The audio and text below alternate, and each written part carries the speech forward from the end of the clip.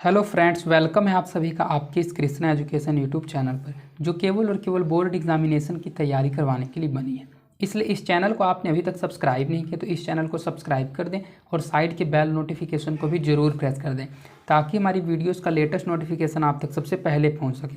आज मैं आपको क्लास 11 के हिंदी दिगंत भाग 1 का दूसरा पार्ट कविता की परख पाठ को पढ़ाने वाला हूँ। मतलब कविता की परख पाठ का फुल एक्सप्लेनेशन करवाने वाला हूँ। अगर आपने इसके अलावा किसी अन्य पार्ट के वीडियो को आपको देखना है तो आप डिस्क्रिप्शन में दिए गए लिंक क्लास 11 हिंदी दिगंत फुल सिलेबस के प्लेलिस्ट में जाकर किसी अन्य चैप्टर के क्वेश्चन आंसर या फिर उसके एक्सप्लेनेशन के वीडियो को देख सकते हैं। और यहाँ पर सभी विषयों का PDF, सभी चैप्टर्स का PDF आपको बिल्कुल मुफ्त में दिया जाता है। तो इस फ्री PDF को प्राप्त करने के लिए आप हमारे टेलीग्राम चैनल को ज्वाइन कर लीजिए। टेलीग्राम चैनल का लिंक डिस्क्रिप्शन में दिया हुआ है, वहाँ से आप हमारे टेलीग्राम चैनल को ज्वाइन कर सकते हैं। वहाँ पर आपको क्लासेस की अपडेट भी समय समय पर मिलती रहेगी।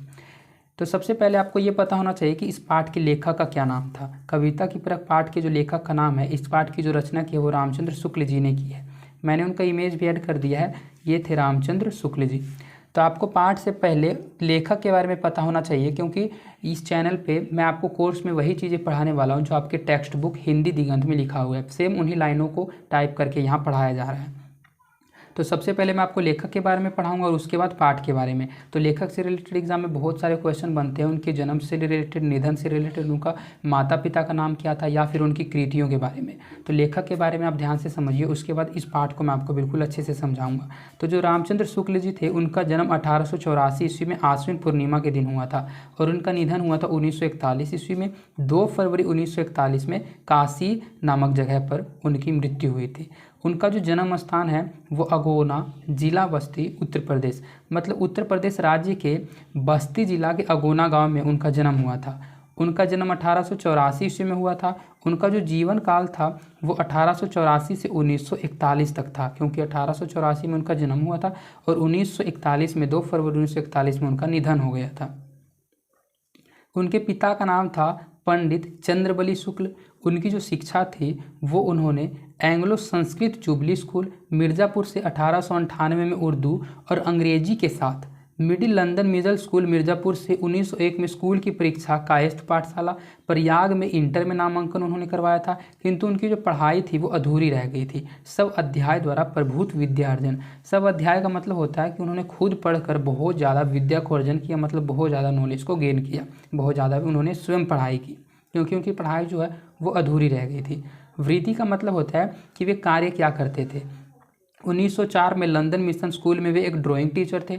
1908 में काशी नगरी प्रचारिणी सभा की परियोजना हिंदी शब्द सागर में सहायक संपादक थे। धन अर्जन के लिए अनुमान आदि। धन अर्जन का मतलब होता है, प्रीति का मतलब होता है वो काम क्या करते थे। तो 1904 में तो वे लंदन मिशन स्कूल में ड्राइंग टीचर थे। उसके बाद 1908 ईस्वी में काशी नगरी प्रचारिणी सभा की परियोजना में हिंदी शब्द सागर में एक संपादक थे। और धन अर्जन के लिए मतलब पैसे कमाने के लिए वे अनुवाद का मतलब ट्रांसलेशन का भी कार्य किया करते थे। नागरिक प्रचारिणी सभा पत्रिका का संपादन 1921 से काशी हिंदू विश्वविद्यालय में अध्यापन उन्होंने शुरू किया था। अध्यापन का मतलब उन्होंने काशी हिंदू विश्वविद्यालय में भी पढ़ाना शुरू किया था। और 1937 में हिंदी विभाग अध्यक्ष काशी हिंदू विश्वविद्यालय में उन्होंने पढ़ाना शुरू किया था। उनकी प्रमुख कृतियाँ क्या थी। कृतियों से रिलेटेड एग्जाम में बहुत सारे क्वेश्चन पूछा जाता है, इसलिए कृतियों के बारे में आपको पता होना चाहिए। उनकी एक कविता संग्रह है, उसका नाम था मधुस्रोत। गोस्वामी तुलसीदास जायसी ग्रंथावली की भूमिका उन्होंने की थी। भ्रमर गीत सार, अगर आपके एग्जाम में सिर्फ भ्रमर गीत आए तो आपको पता होना चाहिए भ्रमर गीत की जो रचना की थी वो सूरदास जी ने की थी, लेकिन पूरे भ्रमर गीत सार की जो रचना की थी वो पंडित रामचंद्र शुक्ल ने की थी। तो इनकी कृतियाँ आप अच्छे से ध्यान से समझ लीजिए। इनकी कृतियों से रिलेटेड आपके एग्जाम में 1 या 2 क्वेश्चन बन सकता है। उन्होंने एक कविता संग्रह की रचना की थी जिसका नाम था मधुस्रोत। गोस्वामी तुलसीदास जायसी ग्रंथावली की भूमिका उन्होंने की थी। उन्होंने भ्रमर गीत सार की रचना की थी। और अगर एग्जाम में सिर्फ भ्रमर गीत पूछा जाए तब आपको सूरदास आंसर क्लिक करना है। उसके बाद उन्होंने रस मीमांसा सम्मानीय विश्वनाथ प्रसाद मिश्र उसकी रचना की थी। त्रिवेणी पाठ आलोचन और आलोचना की उन्होंने रचना की थी। हिंदी साहित्य का इतिहास श्री कृष्णदास की जीवनी उन्होंने रचना की थी। चिंतामणि भाग 1, चिंतामणि भाग 2, चिंतामणि भाग 3 डॉक्टर नामवर सिंह सभी निबंध विश्व प्रपंच लंबी भूमिका के साथ उन्होंने अनुवाद किया था। कल्पना का आनंद, शशांक, बुद्ध चरित्र सभी अनुवाद उन्होंने किए थे। अन्य कई अनुवाद भी उन्होंने किए थे। उन्होंने कई सारे लेख भी लिखी थी, टिप्पणियाँ भी लिखी थी और विविध विषय निबंध प्रबंध पत्र पत्रिकाओं में भी बिखरे थे। ये थी उनकी कृतियाँ। आचार्य रामचंद्र शुक्ल हिंदी साहित्य के महान आलोचक, इतिहासकार, निबंधकार और लेखक थे। इतिहास, आलोचना और निबंध के क्षेत्र में उनका जो अवदान युग प्रवर्तक और अप्रीतम है। हिंदी भाषा और साहित्य की विशेष रूप से हिंदी आलोचना और चिंतन की आधुनिक छवि और पहचान मूलतः उनके द्वारा ही प्राप्त है। मतलब हिंदी साहित्य में हिंदी की जो आलोचना है और चिंतन है और उसकी जो आधुनिक छवि है वो मूलतः आचार्य जो पंडित रामचंद्र शुक्ल थे उनके द्वारा ही प्राप्त है। स्वभावतः समय के साथ साथ उनका महत्व और अधिक बढ़ता तथा निखरता जा रहा है। उनका जो महत्व है, मतलब उनकी जो प्रसिद्धि है वो समय के साथ साथ और अधिक बढ़ती जा रही है और समाज में निखरती जा रही है। आचार्य शुक्ल से आपको यही समझना है, लेखक का नाम यहाँ लिखा हुआ है आचार्य रामचंद्र शुक्ल, उन्हीं को शॉर्टकट में आचार्य शुक्ल भी कहा जाता था। तो आचार्य शुक्ल ने ही हिंदी के सैद्धांतिक और व्यवहारिक साहित्य चिंतन को वैश्विक ऊंचाई, गहराई, व्यापकता और गंभीरता दी। उन्होंने साहित्य को जीवन जगत की वास्तविकता और गतिशील यथा अर्थ के सानिध्य और विकास धर्मी ऐतिहासिक परिप्रेक्ष्य में रखते हुए विश्लेषित और परिभाषित किया। दर्शन, मनोविज्ञान, इतिहास और समाजशास्त्र का अपनी कल्पनाशील अंतर्दृष्टि में समाहार और विनोद करते हुए उन्होंने भाषा साहित्य की संपूर्ण परंपरा को युग अनुरूप नई अर्थवत्ता से उद्भासित कर दिया। मतलब जो आचार्य शुक्ल जी थे उन्होंने हिंदी सैद्धांतिक और व्यवहारिक चिंतन को वैश्विक ऊंचाई और व्यापकता और गंभीरता दी। उनके सानिध्य से विकास धर्मी ऐतिहासिक परिप्रेक्ष्य में रखते हुए विश्लेषित और उन्होंने परिभाषित का दर्शन किया। मनोविज्ञान, इतिहास और समाजशास्त्र का अपनी कल्पनाशील अंतर्दृष्टि में समाहार और विनियोग करते हुए उन्होंने अपनी भाषा साहित्य की संपूर्ण परंपरा को अर्थवत्ता से उद्भासित कर दिया। आचार्य शुक्ल का साहित्य चिंतन पुस्तकों से शुरू होकर उन्हीं में समाप्त नहीं हो जाता है। मतलब जो आचार्य शुक्ल का साहित्य है वो चिंतन पुस्तकों से शुरू होकर उन्हीं में समाप्त नहीं हो जाता है। मतलब इसके अलावा भी उन्होंने अनेक प्रकार की रचनाएं की हैं। आचार्य शुक्ल जो थे उनकी आलोचना किताबों से उठकर हमारे जीवन में आश्रय और सहभागिता चाहती है। आचार्य शुक्ल के साहित्य चिंतन और आलोचना का राष्ट्रीय स्वाधीनता आंदोलन, देश और समाज की अवस्थिति और दुनिया के पटल पर ज्ञान विज्ञान के विकास से गहरा संबंध था। मतलब जो उस समय आचार्य रामचंद्र शुक्ल अपनी साहित्य की रचना किया करते थे, उस साहित्य की रचना का जो आलोचना का जो संबंध था वो राष्ट्रीय स्वाधीनता आंदोलन से भी था, देश और समाज की अवस्थिति और दुनिया के पटल पर ज्ञान विज्ञान से भी गहरा संबंध था उनके साहित्यों का। मतलब इसकी भी वर्णन उन्होंने अपने साहित्यों में किया था। वे साहित्य को समय, समाज और परिवेश से प्रभावित मानते थे, किंतु यह मानते थे कि साहित्य इन सबको उतना ही प्रभावित भी करती है। आचार्य शुक्ल की भाषा और विवेचन शैली गंभीर और प्रौढ़ है, किंतु उतनी ही ठेठ, सरल और बोधगम्य भी है। मतलब आचार्य शुक्ल की जो साहित्य में रचना हुआ करती थी, जो भाषा हुआ करती थी, वह गंभीर और प्रौढ़ है, लेकिन उतनी ही ठेठ और सरल और बोधगम्य भी है, मतलब समझने योग्य है। लेखक और आलोचक होने के साथ साथ वे हिंदी भाषा साहित्य के महान अध्यापक भी थे। मैंने आपको बताया वे काशी हिंदू विश्वविद्यालय में अध्यापन का कार्य किया करते थे, मतलब वे वहाँ के टीचर थे। तो इसी से आपको पता चलता है कि वे लेखक और आलोचक होने के साथ साथ वे हिंदी भाषा साहित्य के एक महान अध्यापक भी थे। यहाँ प्रस्तुत पाठ, अब यहाँ से आपको समझना है कि जो कविता की परख पाठ है वो कहाँ से लिया गया और इसके बारे में शॉर्ट फॉर्म में थोड़ा सा वर्णन लेखक ने किया और इसके बाद कविता की परख पाठ में आप पूरे पाठ को अच्छे से पढ़िएगा। तो यहाँ प्रस्तुत पाठ कविता की परख चिंतामणि भाग 3 से लिया गया। मैंने अभी आपको बताया चिंतामणि भाग 1, चिंतामणि भाग 2 और चिंतामणि भाग 3, ये तीनों के तीनों की जो रचना की थी वो आचार्य रामचंद्र शुक्ल जी ने की थी। तो ये जो कविता की परख पाठ इसमें आप पढ़ने वाले हैं, ये जो कविता की परख पाठ है वो उन्हीं में से चिंतामणि भाग 3 से लिया गया है। इसे प्रख्यात आलोचक डॉक्टर नामवर सिंह ने 1983 में संपादित किया था। तो आपके एग्जाम में 2 क्वेश्चन पूछा जा सकता है कि कविता की परख पाठ का संपादन किसने किया था। तो आपको पता होना चाहिए कि कविता की परख पाठ का जो संपादन किया था वो डॉक्टर नामवर सिंह ने 1983 ईस्वी में किया था। और कविता की परख पाठ के जो रचनाकार हैं वे हैं आचार्य रामचंद्र शुक्ल, क्योंकि आचार्य रामचंद्र शुक्ल ने चिंतामणि भाग 3 की रचना की थी और उसी से इस पाठ को लिया गया। तो आपको अच्छे से याद रहना चाहिए। एग्जाम में ये 2 क्वेश्चन बहुत ज़्यादा कंफ्यूज करते हैं और बहुत ज़्यादा बच्चे जो होते हैं वे इस क्वेश्चन का आंसर गलत कर देते हैं एग्जाम में। मैं आप ऑब्जेक्टिव क्वेश्चन में ये क्वेश्चन जरूर लेकर आऊँगा और अगर आप पाठ को अच्छे से समझ रहे हैं तो उस क्वेश्चन का अच्छे से सही आंसर दीजिएगा। क्वेश्चन ये आएगा कि कविता की परख पाठ का संपादन किसने किया है। तो इससे बच्चे क्या समझ लेते हैं कि इसकी रचना किसने की है, और वे आंसर जो है वो आचार्य रामचंद्र शुक्ल को बताते हैं। लेकिन ये बिल्कुल ही गलत आंसर है। आचार्य रामचंद्र शुक्ल ने चिंतामणि भाग 3 की रचना की थी और उस पाठ से कविता की परख पाठ को लिया गया। तो अगर कविता की परख पाठ की रचना किसने की थी तब आप कहेंगे मतलब इसके जो लेखक हैं वे आचार्य रामचंद्र शुक्ल हैं। लेकिन चिंतामणि भाग 3 से इस पाठ को लेकर इस पाठ का जो संपादन किया था 1983 ईस्वी में वो डॉक्टर नामवर सिंह ने किया था। तो संपादन किया था डॉक्टर नामवर सिंह ने और रचना की थी मतलब जो लिखी थी वो आचार्य रामचंद्र शुक्ल ने लिखी थी। कविता की परख मूलतः हाई स्कूल के छात्रों के लिए लिखा गया निबंध है। मतलब कविता की परख जो है वो एक तरह का निबंध है। एग्जाम में ऐसे भी पूछा जाता है पाठ लिखकर, जैसे कि पूछ की रात आपने पहला पाठ पढ़ा तो ऐसा क्वेश्चन एग्जाम में आपका आ सकता है पूछ की रात किस प्रकार की विधा है, मतलब पूछ की रात कहानी है, लेख है, साक्षात्कार है या फिर निबंध है। तो आपको पता होना चाहिए पूछ की रात पाठ जो है वो एक कहानी थी और ये जो कविता की परख है ये एक तरह का निबंध है जो पहली बार आचार्य शुक्ल द्वारा स्कूल के छात्रों के लिए संपादित पुस्तक हिंदी गद्य चंद्रिका में 1938 में प्रकाशित हुआ था। विशेष रूप से स्कूली छात्रों के लिए लिखे गए इस निबंध की आज भी उतनी सार्थकता और प्रासंगिकता है। कविता को परखने की बुनियादी साधन आज भी वे ही हैं जिनकी सीख आचार्य ने दी है। इन साधनों की आधारभूत सीख आज कहीं अधिक प्रासंगिक है। कविता का साधना जिसके द्वारा शेष सृष्टि के साथ मनुष्य के रागात्मक संबंध की रक्षा और निर्वाह होता है। कविता के द्वारा हम संसार के सुख दुख आनंद और क्लेश आदि यथार्थ रूप से अनुभव करने में अभ्यस्त होते हैं जिससे हृदय की स्तब्धता हटती है और मनुष्यता आती है। कविता सृष्टि सौंदर्य का अनुभव कराती है और मनुष्यों को सुंदर वस्तुओं में अनुरक्त और कुत्सित वस्तुओं से विरक्त करती है। कविता क्या है? आचार्य रामचंद्र शुक्ल। मतलब अगर आपसे ये पूछ लिया जाए कि कविता क्या है तो कविता क्या है, पर रामचंद्र शुक्ल जी ने कहा है कि कविता वह साधन है जिससे मनुष्य की रागात्मक संबंध की रक्षा और रागात्मक संबंध का निर्वाह होता है। कविता के द्वारा हम संसार के सुख दुख, कविता के द्वारा हम संसार के आनंद को यथार्थ रूप से इमेजिन कर पाते हैं। कविता को पढ़कर हम लोग अच्छे से इमेजिन कर पाते हैं कि उसमें लेखक जो थे मतलब इस पाठ के जो कवि थे वे हम लोगों को क्या समझाना चाहते थे।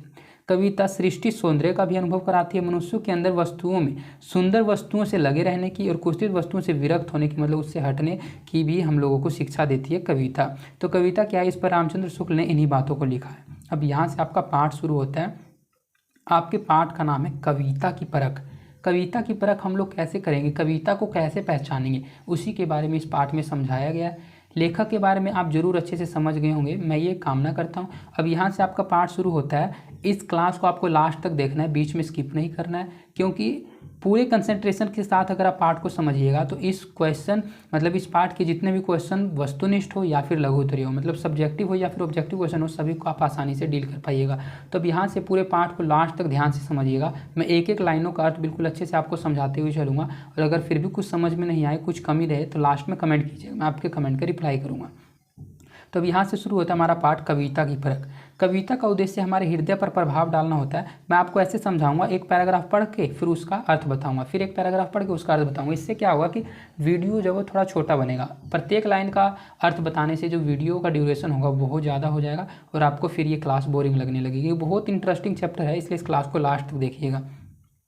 कविता का जो उद्देश्य होता है वो हमारे हृदय पर, हमारे दिल पर प्रभाव डालना होता है, जिससे उसके भीतर प्रेम, आनंद, हास्य, करुणा, आश्चर्य इत्यादि अनेक भावों में से किसी का संचार हो। जिस पद में इस प्रकार प्रभाव डालने की शक्ति न हो उसे कविता नहीं कह सकते।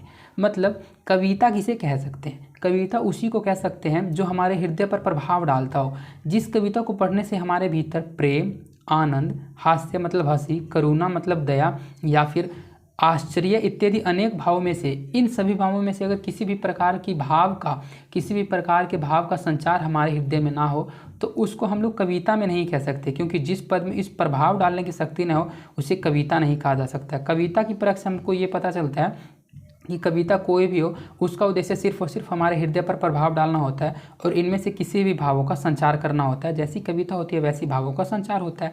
ऐसा प्रभाव उत्पन्न करने के लिए कविता पहले कुछ रूप और व्यापार हमारे मन में इस ढंग से खड़ा करती है कि हमें यह प्रतीत होने लगता है कि वे हमारे सामने उपस्थित हैं। जिस मानसिक शक्ति से कवि ऐसी वस्तुओं और व्यापारों की योजना करता है और हम अपने मन में उन्हें धारण करते हैं, वह कल्पना कहलाती है। इस शक्ति के बिना न तो अच्छी कविता ही हो सकती है और न उसका पूरा आनंद ही लिया जा सकता है। आपको पता है कि कविता लिखने से पहले कविता के बारे में लेखक जो कवि हो बहुत अधिक सोचता है। वो ऐसे व्यापार हमारे मन में ढंग से खड़ा करने की कोशिश करते हैं कि हम जब कविता को पढ़ते हैं तो हम लोगों को ऐसा लगता है, ऐसा प्रतीत होता है कि वो जो घटना है वो हम लोगों के सामने प्रतीत हो रही है। और जिस मानसिक शक्ति से कवि ऐसी वस्तु और व्यापार की योजना करता है उन्हें हम लोग अपने मन में धारण करते हैं। और धारण मतलब इमेजिन करने की जो क्षमता है वही कल्पना कहलाती है, इमेजिनेशन कहलाती है। मतलब जैसे अगर आप कोई योजना बनाते हैं, जैसे आप सोचते हैं कि आज मैं स्कूल जाऊंगा, तो स्कूल कैसे जाना है, किस रास्ते से जाना है, क्या आपको लेके जाना है, स्कूल में जाके क्या करना है, इसको आप पहले इमेजिन कर लेते हैं, कल्पना कर लेते हैं। और पूरा जो फिगर आउट है वो आपके माइंड में पहले ही फिगर आउट हो जाता है, मतलब उसका जो इमेज है वो बन जाता है। तो इसीलिए कविता में यही समझाया गया कि कविता पढ़ने से पहले ही आपको पता चल जाता है कि कविता का इमेजिनेशन क्या है। मतलब कविता में जो होने वाली घटनाएं हैं वो आपके सामने उपस्थित होती है, आपको ऐसा प्रतीत होता है। और ये प्रतीत होने की जो घटना है वही कल्पना कहलाती है, इमेजिनेशन कहलाती है। इस शक्ति के बिना न तो अच्छी कविता ही हो सकती है। मतलब अगर आपको कोई कविता सुना रहा है और आप इस कविता को इमेजिन नहीं कर पा रहे हैं, उस कविता के घटनाओं को समझ नहीं पा रहे हैं, तब आपको उस कविता का पूरा आनंद नहीं ले पाएंगे। मतलब इस कल्पना शक्ति के बिना कोई भी किसी कविता का पूरा आनंद नहीं ले सकता है। सृष्टि में हम देखते हैं कि भिन्न भिन्न प्रकार की वस्तुओं को देखकर हमारे मन पर भिन्न भिन्न प्रकार का प्रभाव पड़ता है। किसी सुंदर वस्तु को देखकर हम लोग प्रफुल्ल हो जाते हैं, मतलब किसी सुंदर वस्तु को देखकर हम लोग उसकी ओर आकर्षित हो जाते हैं, खुश हो जाते हैं। किसी अद्भुत वस्तु या व्यापार को देखकर हम आश्चर्यगमन हो जाते हैं। किसी दुख के दारुण दृश्य को देखकर करुणा से आर्द्र हो जाते हैं। यही बात कविता में भी होती है। मतलब जिस तरह से हम लोग संसार में, सृष्टि में अनेक घटनाओं को देखते हैं, सुख की घटनाओं को देखकर सुखी हो जाते हैं, दुख की घटनाओं को देखकर दुखी हो जाते हैं, और किसी आश्चर्यचकित घटना को देखकर आश्चर्यचकित हो जाते हैं। यही बात कविता में भी होती है कि जैसा कविता में लिखा हुआ रहता है वैसा ही संचार, वैसे ही भावों का संचार हमारे मन में, हमारे हृदय में होने लगता है। जिस भाव का उदय कवि को पाठक के मन में कराना होता है, मतलब जैसे भाव का संचार कवि को पढ़ने वाले के मन में करवाना होता है, उसी भाव को जगाने वाले रूप और व्यापार का वह वर्णन द्वारा पाठक के मन में लाता है। यदि सौंदर्य की भावना उत्पन्न करने, मन को प्रफुल्ल और आह्लादित करना होता हो तो कवि किसी सुंदर व्यक्ति अथवा किसी सुंदर और रमणीय स्थल का शब्दों द्वारा चित्रण करता है।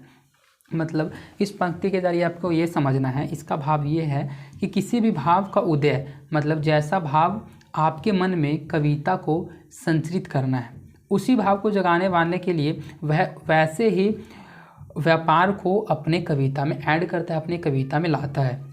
अगर आपके मन को प्रफुल्ल करने के लिए, आपके मन को सौंदर्य की भावना से भरने के लिए वो क्या ला सकता है कविता में, तो ऐसे चीज़ को भाव का संचार करने के लिए वे किसी सुंदर व्यक्ति या फिर किसी सुंदर स्थल का शब्दों द्वारा चित्रण करता है। तो उन शब्दों का चित्रण करने से हमारे मन में वैसी कल्पनाएं बनती है और हम लोग मन ही मन खुश हो जाते हैं, प्रफुल्ल हो जाते हैं। तो इसी तरह कविता का भाव होता है। अगर आपने कविता को अच्छे से पढ़ा होगा तो ये भावनाएं आपके मन में जरूर आई होंगी। और जब मैं आपको काव्यखंड पढ़ाऊंगा, ये गद्यखंड आपका चल रहा है, गद्यखंड में 12 चैप्टर समाप्त होने के बाद मैं आपको काव्यखंड पढ़ाने वाला हूँ। इस बार मैं आपको पूरा हिंदी का सिलेबस करवाने वाला हूँ, इसलिए सभी चैप्टर्स को, सभी क्लासेस को जरूर अटेंड कीजिएगा। तो काव्यखंड में जब मैं आपको कविता पढ़ाऊंगा तब ये जो भाव है वो आपके मन में जरूर जागृत होंगी, अगर आप अच्छे से पढ़िएगा तो।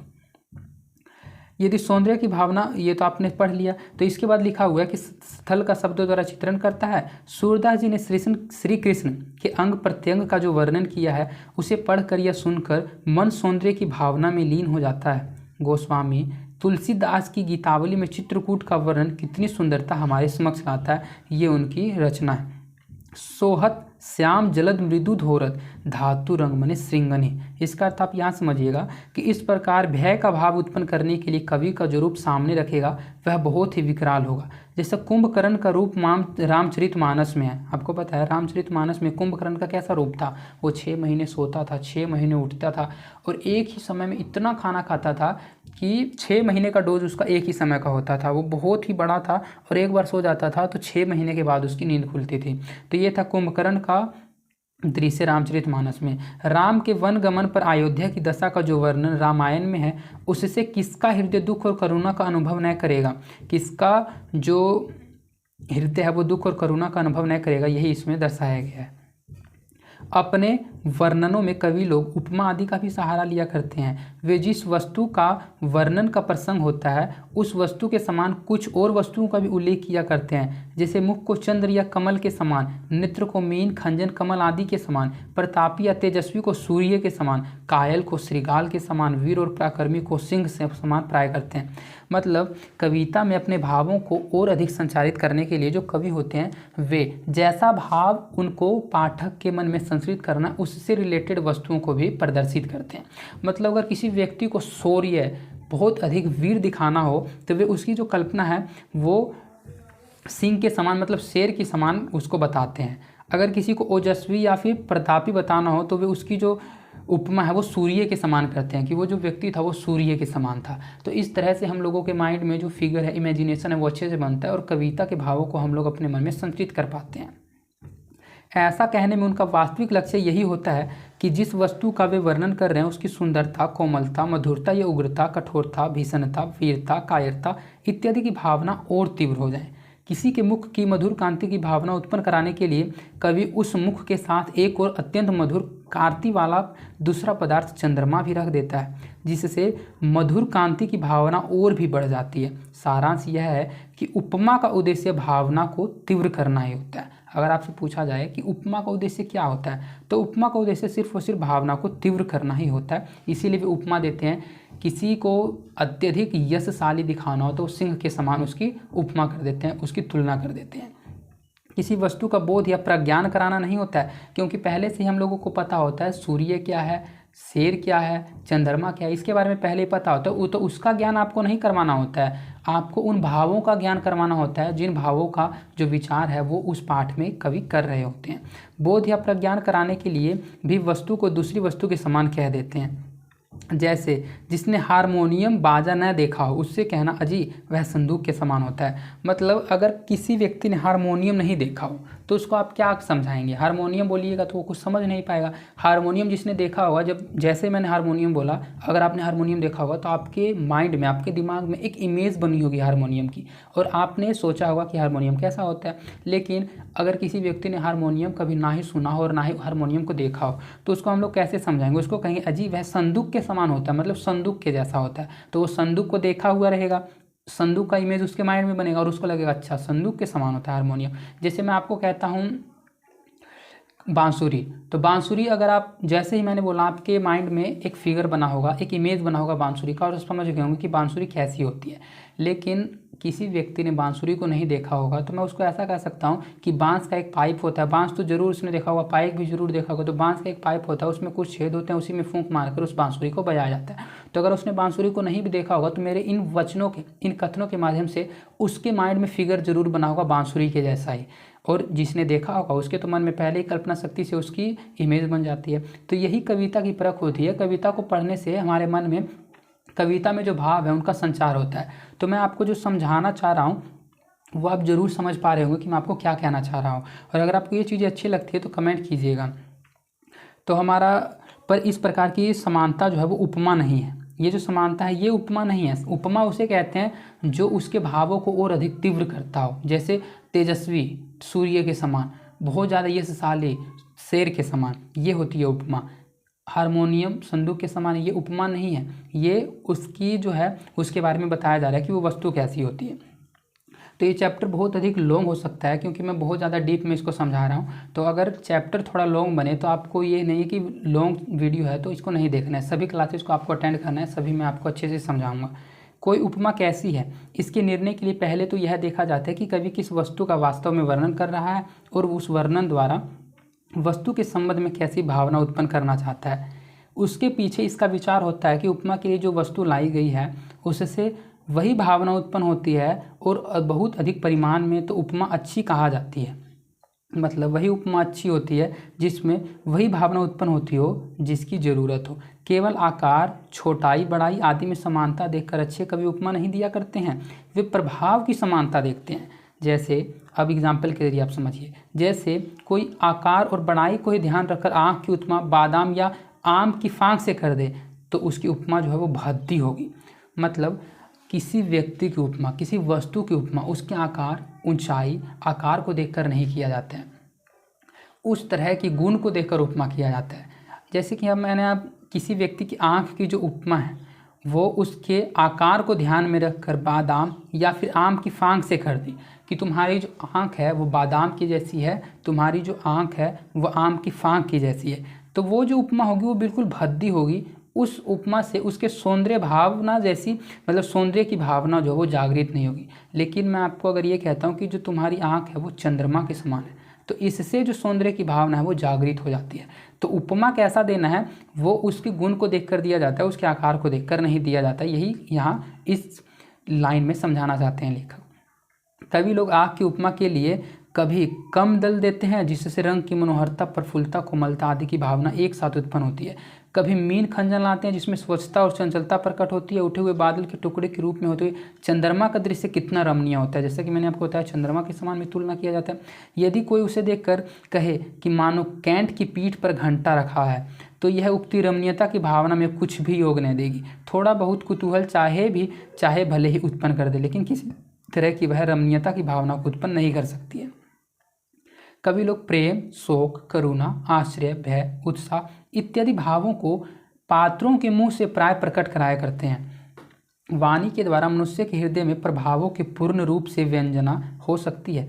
मनुष्य के मुख से प्रेम में कैसे वचन निकलते हैं, क्रोध में कैसे निकलते हैं, शोक मतलब दुख में कैसे निकलते हैं, आश्चर्य में उनके मुख से कैसे बोली निकलती है, उत्साह में कैसे, इसका अनुभव सच्चे कवियों को पूरा होता है। शोक के वेग में मनुष्य थोड़ी देर के लिए बुद्धि और विवेक भूल जाता है, उचित अनुचित का ध्यान छोड़ देता है। इसी बात को दृष्टि में रखकर तुलसीदास ने लक्ष्मण के शक्ति लगने पर राम के मुंह से कहलाया कि, मतलब लक्ष्मण को, रामायण आपने देखा होगा, ये रामायण पढ़ा होगा तो आपको जरूर पता होगा कि लक्ष्मण को एक बाण लग जाता है और उससे वह मूर्छित हो जाता है।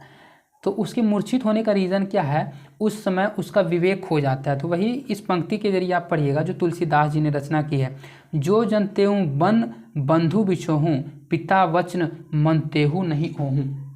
तो इस पंक्ति की जो रचना है, इस पंक्ति के जरिए वे कहते हैं कि उसके अंदर जो है, मतलब ये दोनों बंधु हैं, दोनों भाई हैं, उन दोनों के बीच एक समान धैर्य नहीं होता है।